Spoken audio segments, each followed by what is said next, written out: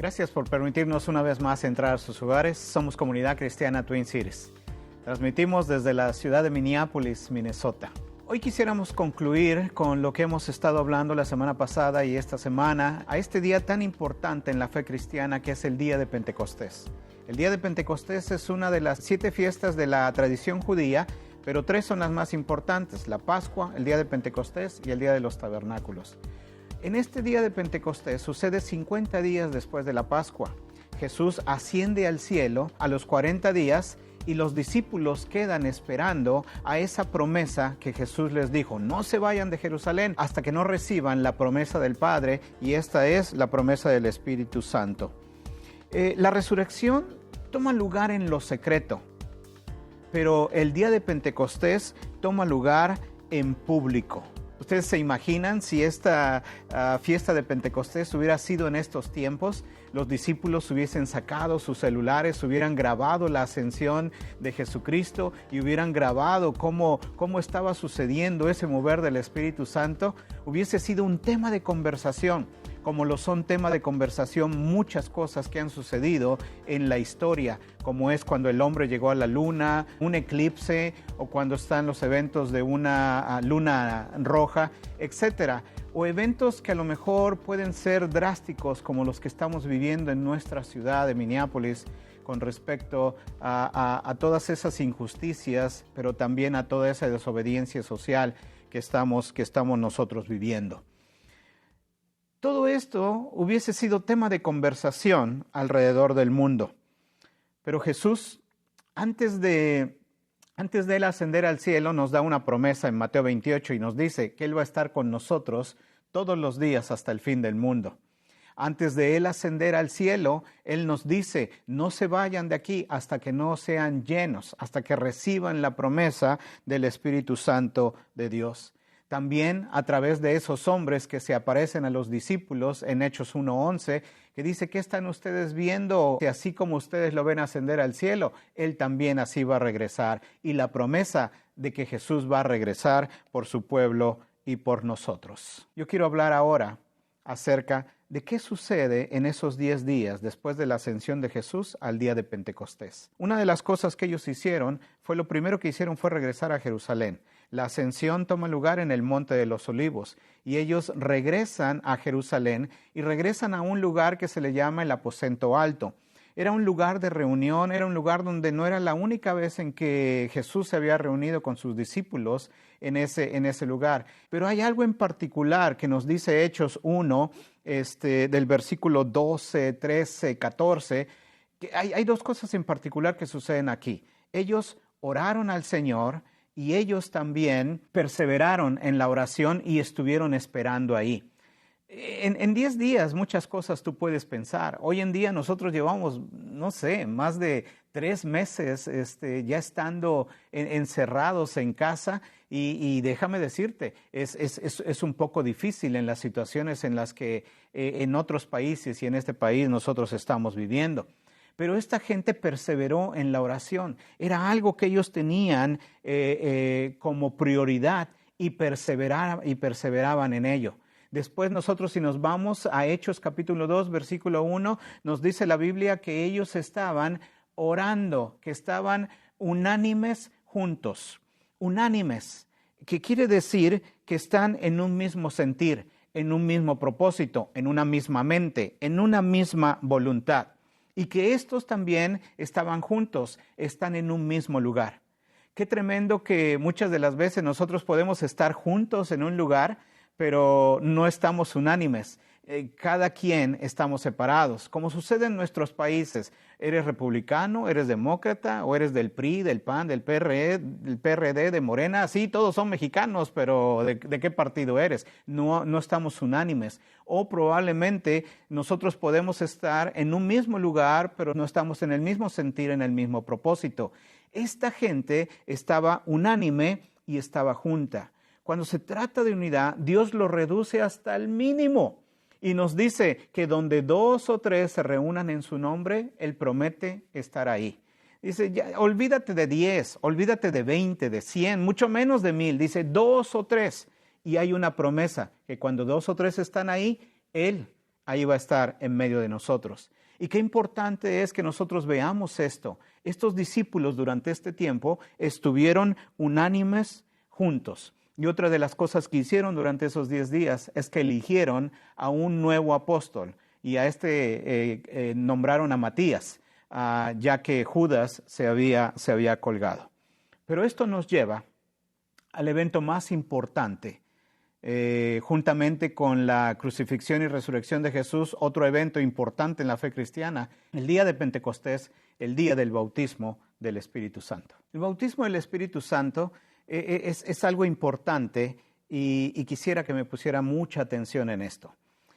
Tenemos nosotros que diferenciar lo que es que el Espíritu Santo more con nosotros y lo que es que el Espíritu Santo more en nosotros. En Hechos 2, versículo 1 al 4, la Biblia nos habla de que estos 120 que estaban reunidos ahí, dice que estaban unánimes juntos, que se oyó como un viento recio que llegó y fueron llenos del Espíritu Santo, y dice la Biblia que empezaron a hablar en otras lenguas. Si tú eres un lector de la Biblia, tú te podrás dar cuenta de que en Juan 20, versículo 22, nos habla de que Jesús, cuando resucitó, entró en donde estaban sus discípulos. Dice que ellos estaban encerrados, entró ahí, habló con ellos, les mostró sus heridas y les dijo que Él era. Y dice que habló paz a sus vidas, pero en el versículo 22 dice que sopló el Espíritu Santo a ellos. Entonces, ¿cómo es que ahora eran bautizados en el Espíritu Santo si ya anteriormente habían recibido el Espíritu Santo? Nosotros tenemos que ver la diferencia entre lo que es que el Espíritu Santo more con nosotros a cómo el Espíritu Santo mora en nosotros. Cuando Jesús en Juan 20 sopla el Espíritu Santo, lo que hace es que ellos reciben el Espíritu Santo. Mismo Juan, en el capítulo 14, hay algo que también nos enseña, que ahorita vamos a ver más adelante. Ellos reciben el Espíritu Santo, lo reciben como fortaleza y perfección de la unidad como cuerpo de Cristo en ese momento. En Juan 14, versículo 15 al 17, en el versículo 17 en específico, dice lo siguiente: el Espíritu de verdad, al cual el mundo no puede recibir, porque no lo ve ni le conoce, pero nosotros le conocemos porque mora con nosotros y estará en nosotros. Jesús nos marca la diferencia, dice, este Espíritu mora contigo, mora con nosotros, pero ahora te habla en el futuro. Dice, pero estará en nosotros. Hasta este entonces, el Espíritu Santo está con nosotros. ¿Qué te capacita para recibir ese Espíritu Santo? Lo que te capacita es que tú ya no eres parte de este mundo. ¿Por qué? Porque tú has aceptado a Cristo como tu Señor y Salvador. Tú has aceptado el sacrificio, tú has creído en Él. Es como recibir y como es lo que es adquirir. Cuando tú recibes a Jesús como tu Señor y Salvador, eres salvo, la sangre de Cristo te limpia y eres sellado con el Espíritu Santo. Recibes, ¿sí? Pero para ser bautizado en el Espíritu Santo es algo que tú tienes que adquirir. Y déjame decirte que cuando tú adquieres el bautismo del Espíritu Santo, lo que ahora resulta, cuando nosotros fallamos o pecamos, es como cuando tienes un apagador en el cual tú puedes subir la intensidad de la luz o bajar la intensidad de la luz.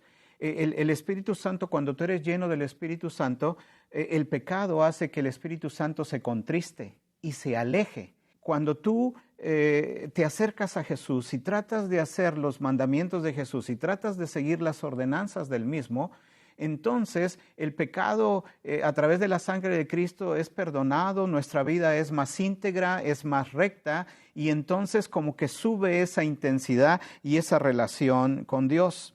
Tenemos nosotros que ver que puedes contristar al Espíritu Santo y éste se puede alejar de nuestras vidas. El pecado lo opaca y nosotros tenemos que ver que una cosa es recibir, pero otra cosa es adquirir. Y para adquirir necesitamos estar en unidad, necesitamos nosotros estar juntos, necesitamos tener una búsqueda de Dios, porque Dios, ese mismo poder, te lo puede dar a ti y a mí. ¿Cuál es la condición de este don? Aparte de buscarlo, aparte de desearlo, es que este don tiene muchos beneficios. Jesús, antes de subir al cielo, le dice a la gente, dice, no se vayan hasta que no reciban la promesa del Padre. Y les dice, y ustedes van a recibir poder. Y dice, y me van a ser testigos en Jerusalén, en Judea, en Samaria y hasta lo último de la tierra. Vas a recibir poder. En Mateo 28, Jesús dice, toda autoridad me es dada en el cielo y en la tierra. A través de Jesús tú recibiste la autoridad, pero ahora, cuando tú eres bautizado en el Espíritu Santo, recibes el poder. Y ese poder te va a ayudar ¿para qué? Ese poder te va a ayudar para que tú seas testigo de Jesús. Ese poder te va a ayudar para que tú prediques las buenas nuevas de Jesús. Ese poder te va a ayudar para que no nada más tengas el deseo, pero ahora también obedezcas a Jesús. Ese poder también te va a ayudar para que tú puedas ser testigo de lo que Dios quiere hacer en tu vida. Es como el valor, es como, sí, tengo la autoridad de manejar, tengo la licencia, pero ahora me falta el carro. Y es lo que nosotros, una cosa es que tienes la autoridad, pero ahora tienes que adquirir ese bautismo del Espíritu Santo cuando tú lo buscas con todo tu ser, con todo tu entusiasmo. El bautismo del Espíritu Santo viene con una evidencia que es el hablar en nuevas lenguas. Este es un tema de lo cual hoy en día es un tema oculto, es un tema que lo hemos hecho a un lado. Y déjame decirte que no es muy diferente a antes. En Hechos capítulo 2, versículo 13, dice que cuando ellos recibieron el Espíritu Santo empezaron a hablar en diferentes lenguas, pero cuando hablaban en otras lenguas estaban predicando el Evangelio a mucha gente que estaba ahí en Jerusalén de diferentes lugares y estaban sorprendidos cómo esta gente hablaba en su idioma y hablaba de las maravillas de Dios. Pero había otras personas, de acuerdo a Hechos 2, versículo 13, que dice que esta gente se burlaba de ellos. De tal manera que decían, están llenos de mosto, están borrachos, están ebrios esta gente. Hoy en día nosotros hemos hecho de la experiencia del Espíritu Santo como algo menos, como algo no muy importante, como algo como si nos avergonzáramos.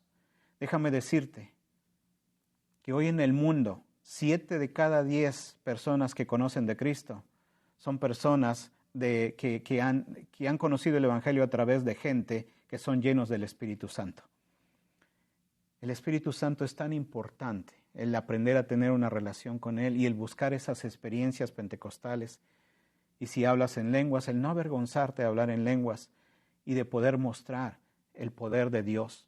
Pero una de las señas de ese bautismo del Espíritu Santo no nada más es el hablar en lenguas, es el poder ser testigo de Jesús en donde quiera que nosotros vayamos. Porque no me avergüenzo del Evangelio, porque es poder de Dios. Y eso es lo que es el Espíritu Santo. Poder para predicar, para obedecer y para sacrificar lo que sea necesario por la propagación del mismo. Yo no sé si alguna vez tú has visto una foto de antes y después, cuando la gente te quiere vender alguna promoción para bajar de peso o algunas pastillas, etcétera. Yo puedo ver fotos de antes mías y estaba gordito y bueno, y ahora estoy más, ¿no? Bueno, pero el caso es diferente. Hay un antes y hay un después. En el bautismo del Espíritu Santo, en tu vida personal, hay un antes y hay un después. El hombre en el Edén era uno y después era otro. Podemos ver a Gedeón, que era un hombre temeroso, pero después lo vemos después como un hombre muy, muy valiente. En Efesios, en la carta a los Efesios, Pablo le habla a Éfeso y les dice cómo éramos nosotros como gentiles cuando estábamos perdidos en nuestros delitos y en nuestros pecados. Pero después de conocer a Cristo y ser llenos de su poder, ahora eran ciudadanos del reino y eran completamente diferentes. Pero para terminar, quiero referirme a la vida de Pedro. Pedro estaba ahí cuando Jesús sopló el Espíritu Santo y cuando Él les dijo que el Espíritu Santo que mora con ustedes y que estará en ustedes, Pedro estaba ahí en Juan 13. Después Jesús fue aprehendido, fue crucificado, Pero Jesús le profetiza ahí en ese día, dice: Pedro, tú me vas a negar 3 veces antes de que el gallo cante. Pero después nosotros vemos a un Pedro, ¿sí? que fue lleno del poder del Espíritu Santo y que es el Pedro que se levanta y que ahora predica la palabra de Dios y 3,000 almas se convierten. Predica la palabra de Dios y 5,000 almas se convierten. Podemos ver a un Pedro que negó a Jesús 3 veces y que lloró amargamente. Pero ahora vemos un Pedro que fue lleno del Espíritu Santo y un Pedro que murió en Roma y crucificado y que la historia lo recuerda como el Pedro que dijo: no soy digno de morir como mi maestro, crucifíquenme con la cabeza hacia abajo. De ser un Pedro que niega a ser un Pedro que muere por su Redentor y su Salvador, que es Jesús. Eso es el poder del Espíritu Santo. Y ese mismo poder está disponible para ti y está disponible para mí. No nos avergoncemos, busquemos a Dios, busca una relación con Jesús a través de la oración y Él promete que tú puedes también ser bautizado y lleno de ese mismo poder. Señor, que en este día, Señor, nuestras vidas sean transformadas y cambiadas y que podamos, Señor, conocerte en un nivel más y una profundidad mayor a través de ese Espíritu Santo. Te bendecimos, Dios. Que tengas un día excelente y te voy a pedir que en tus oraciones nos tengas a nosotros también y a la ciudad de Minneapolis. Estamos en una crisis, pero que estamos convencidos de que Dios nos va a ayudar. Que Dios bendiga nuestra ciudad, que Dios bendiga el mundo entero también. Los esperamos. Canta una nueva canción, aún más fuerte que ayer. Cante la creación, la creación. Hey. Oh, oh, oh. Yeah. Hay un lugar donde puedo estar, en su presencia me cambiará. Puedo escuchar el dulce sonar, su pueblo adorando, a Cristo exaltar. Canta una nueva canción, aún más fuerte que ayer. Cante la creación, la creación. Alabanzas al Rey, con los redimidos cantaré. Cante la creación, la creación. Todo cambió, mis penas llevó, libres en Cristo